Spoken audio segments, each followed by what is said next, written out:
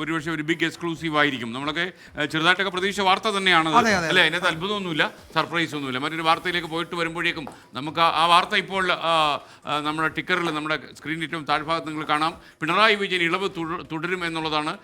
എന്ന് വെച്ചാൽ മൂന്നാം തവണയും അദ്ദേഹം മുഖ്യമന്ത്രിയായി രംഗത്തുണ്ടാകും. എന്ന് വെച്ചാൽ മുഖ്യമന്ത്രി ആകണമെന്നില്ല, അദ്ദേഹം നിയമസഭയിലേക്ക് മത്സരിക്കും.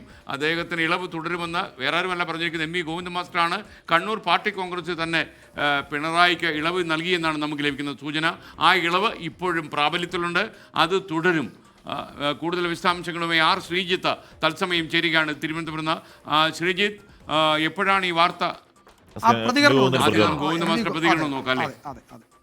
ഈ മുഖ്യമന്ത്രി പിണറായി വിജയൻ ഈ പ്രായപരിധി കഴിഞ്ഞ ആളാണല്ലോ. അപ്പോൾ അദ്ദേഹത്തിന് ഇളവ് കൊടുക്കുമോ, അത് സംസ്ഥാനത്താണോ തീരുമാനിക്കുന്നതോ അദ്ദേഹത്തിൻ്റെ ഘടകത്തിൽ? കാരണം ഇപ്പോഴും കേരളത്തിലെ കഴിഞ്ഞ ദിവസം നൽകിയിട്ടുണ്ട്.